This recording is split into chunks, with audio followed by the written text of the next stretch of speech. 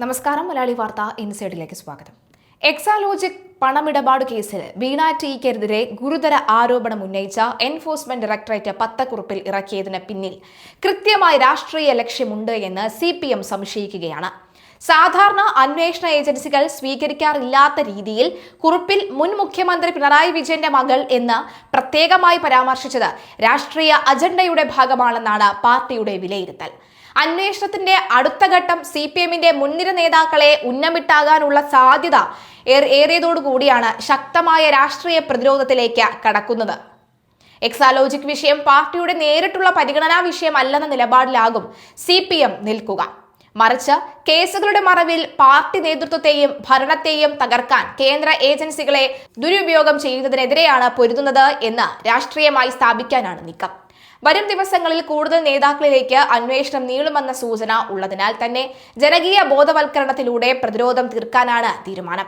സംസ്ഥാന സെക്രട്ടേറിയറ്റ് അംഗവും വീണയുടെ ഭർത്താവുമായ മന്ത്രി PA മുഹമ്മദ് റിയാസിനെ അടക്കം ചോദ്യം ചെയ്യാൻ ED ഒരുങ്ങുന്നുവെന്ന വാർത്തകൾ പുറത്തുവന്നതോടുകൂടി തന്ത്രപ്രധാനമായ പ്രതിരോധത്തിനാണ് CPM രൂപം നൽകുന്നത്. നേതാക്കളെ വേട്ടയാടാനുള്ള രാഷ്ട്രീയ നീക്കത്തെക്കുറിച്ച് വിശദീകരിക്കാൻ പാർട്ടി കോഴിക്കോട് വൻ പൊതുയോഗം വിളിച്ചു ചേർക്കുകയാണ്. പാർട്ടി സംസ്ഥാന സെക്രട്ടറി MV ഗോവിന്ദൻ തന്നെ ഇതിൽ പങ്കെടുത്ത വിഷയം ജനങ്ങൾക്ക് മുന്നിൽ വിശദീകരിക്കും. കഴിഞ്ഞ ദിവസം റിയാസിന്റെ സുഹൃത്തും കോഴിക്കോട് ജില്ലാ സെക്രട്ടേറിയറ്റ് അംഗവുമായ P നിഖിലിന്റെ വീട്ടിലടക്കം ED നടത്തിയ റെയ്ഡിൽ ശക്തമായ പ്രതിഷേധിക്കാൻ കഴിഞ്ഞില്ലെന്ന വിമർശനം പാർട്ടിയിൽ ഉയർന്നിരുന്നു. സംഘടിപ്പിച്ച പ്രതിഷേധ പ്രകടനത്തിൽ പ്രതീക്ഷിച്ച പങ്കാളിത്തം ഉണ്ടായിരുന്നില്ല. കോഴിക്കോട് നഗരപരിധിയിലെ പല പാർട്ടികളും പ്രകടനങ്ങളോട് സജീവമായി പ്രതികരിച്ചില്ലെന്ന അഭിപ്രായം മുതിർന്ന നേതാക്കൾക്കുണ്ട്. പാർട്ടി അണികളിലും പൊതുസമൂഹത്തിലും കേസിനെക്കുറിച്ചും പ്രതിരോധത്തിന്റെ ആവശ്യകതയെക്കുറിച്ചും വ്യക്തത വരുത്തുക കൂടിയാണ് കോഴിക്കോട്ടെ വിശദീകരണ യോഗത്തിന്റെ ലക്ഷ്യം. കേസ് കേവലം ഒരു വ്യക്തിക്കോ കമ്പനിക്കോ എതിരെയുള്ള ഒന്നല്ലെന്നും CPMന്റെ രാഷ്ട്രീയ പ്രതിച്ഛായയെ കടന്നാക്രമിക്കാനുള്ള കേന്ദ്ര ഏജൻസികളുടെ ഗൂഢാലോചനയാണ് എന്നും വ്യക്തമാക്കാനാണ് നേതൃത്വം ശ്രമിക്കുന്നത്. സാധാരണയായി തെളിവുകൾ ശേഖരിക്കുന്ന ആദ്യഘട്ടത്തിൽ വ്യക്തമായ വിവരങ്ങളില്ലാതെ ഇത്തരം പരസ്യ പത്രക്കുറിപ്പുകൾ ഇറക്കുന്ന രീതി ED കാണിക്കാറില്ല. എന്നാൽ റെയ്ഡിന് പിന്നാലെ വ്യക്തികളെ കേന്ദ്രീകരിച്ച് നൽകിയ വാർത്താക്കുറിപ്പ് വരാനിരിക്കുന്ന രാഷ്ട്രീയ നീക്കങ്ങളുടെ മുന്നോടിയായാണെന്ന് CPM ഉറച്ചു വിശ്വസിക്കുന്നു. മുൻ മുഖ്യമന്ത്രിയുടെ പേര് പരസ്യ പ്രസ്താവനകളിൽ ഉൾപ്പെടുത്തിയത് വാർത്താ പ്രാധാന്യവും രാഷ്ട്രീയ ചൂടും കൂടാനാണ് എന്ന വിലയിരുത്തലിലാണ് നേതൃത്വം. കേസിലേക്ക് മുൻനിര നേതാക്കളുടെ പേരുകൾ വലിച്ചിഴച്ച് അന്വേഷണത്തിന്റെ വ്യാപ്തി വർദ്ധിപ്പിക്കാനുള്ള കരുനീക്കമാണ് കേന്ദ്ര ഏജൻസിയുടെ ഭാഗത്ത് നിന്നുണ്ടാകുന്നത്. നിയമപരമായ വഴിയിലൂടെ കേസിനെ നേരിടുമ്പോൾ തന്നെ വിഷയം രാഷ്ട്രീയമായി ജനമധ്യത്തിൽ ഉന്നയിച്ച കേന്ദ്ര സർക്കാരിന്റെ ഏജൻസി ദുരുപയോഗത്തിനെതിരെ പൊതുജനവികാരം രൂപീകരിക്കാനാണ് പാർട്ടിയുടെ തീരുമാനം. കേരളത്തിലെ ഇടതുപക്ഷ പ്രസ്ഥാനത്തെ ദുർബലപ്പെടുത്താനുള്ള നീക്കമായി ഇതിനെ ചിത്രീകരിക്കാനാണ് CPM ശ്രമിക്കുന്നത്. പ്രതിപക്ഷ പാർട്ടികളും മാധ്യമങ്ങളും വിഷയം സജീവ ചർച്ചയാക്കുമ്പോൾ പ്രതിരോധത്തിൽ വീഴ്ച വരുത്തിയാൽ അത് പാർട്ടിക്ക് വലിയ തിരിച്ചടിയാകുമെന്ന് നേതൃത്വം ഭയക്കുന്നു. അതുകൊണ്ട് തന്നെയാണ് തട്ടകമായ കോഴിക്കോട് നിന്ന് തന്നെ പരസ്യമായി പ്രതിരോധം പ്രചാരണങ്ങൾക്ക് തുടക്കമിടുന്നത്. EDയുടെ നീക്കങ്ങൾക്ക് പിന്നാലെ സംസ്ഥാന രാഷ്ട്രീയത്തിൽ വലിയ പ്രതിസന്ധിയാണ് രൂപീകരിക്കപ്പെടുന്നത്. നേതാക്കളിലേക്ക് അന്വേഷണം വ്യാപിപ്പിക്കുകയോ തുടരന്വേഷണം ഉണ്ടാക്കുകയോ ചെയ്താൽ സമരം കൂടുതൽ ശക്തമാക്കാനും തെരുവിലിറങ്ങാനും തന്നെയാണ് CPMന്റെ തീരുമാനം. CMRL എക്സാലോജിക് മാസപ്പടി കേസിൽ പ്രതിപക്ഷ നേതാവ് പിണറായി വിജയന്റെ മകൾ വീണ ടിയെ തള്ളാതെ CPM. അന്വേഷണ ഏജൻസികൾ ആരോപണം ഉന്നയിക്കുന്നത് കൊണ്ട് മാത്രം ഒരാൾ കുറ്റവാളിയാകില്ലെന്ന് പാർട്ടി മുഖപത്രമായ ദേശാഭിമാനി മുഖപ്രസംഗത്തിൽ വ്യക്തമാക്കി.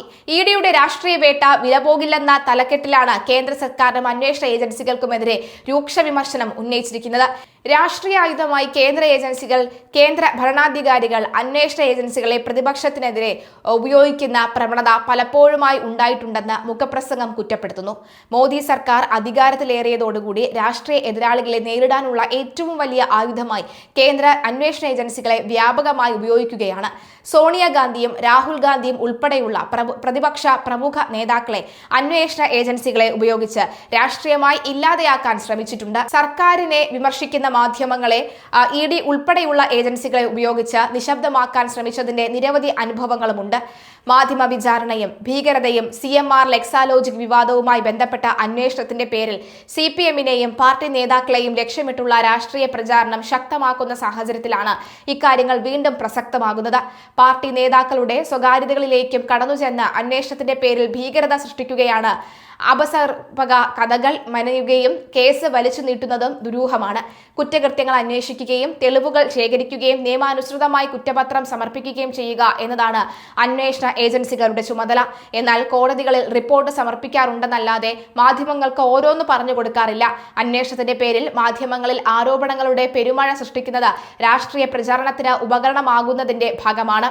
കോടതിയിലെ തിരിച്ചടിയും ഇരട്ടത്താപ്പും ഡൽഹി മദ്യനയ കേസിലും അന്വേഷണ ഏജൻസികളുടെ ആരോപണങ്ങൾ രാഷ്ട്രീയ ചർച്ചയിൽ വലിയ പ്രചാരണം നേടിയിരുന്നു. എന്നാൽ പ്രഥമ ദൃഷ്ടിയ നിലനിൽക്കില്ലെന്ന് കണ്ടാണ് അരവിന്ദ് കെജ്രിവാളിനെതിരായ കേസ് ഡൽഹി കോടതി തള്ളിയത്. മുൻകൂട്ടി നിശ്ചയിച്ച തിരക്കഥ പ്രകാരമാണ് കേസെടുത്തതെന്നും വിശ്വസനീയ തെളിവൊന്നും മുന്നോട്ട് വെക്കാൻ അന്വേഷണ ഏജൻസികൾ കഴിഞ്ഞില്ലെന്നും കോടതി വ്യക്തമാക്കി. ഇത്തരത്തിൽ കേന്ദ്ര ഏജൻസികളുടെ വിശ്വാസ്യത പലതവണ കോടതിയിൽ തളർന്നടിഞ്ഞതാണ്.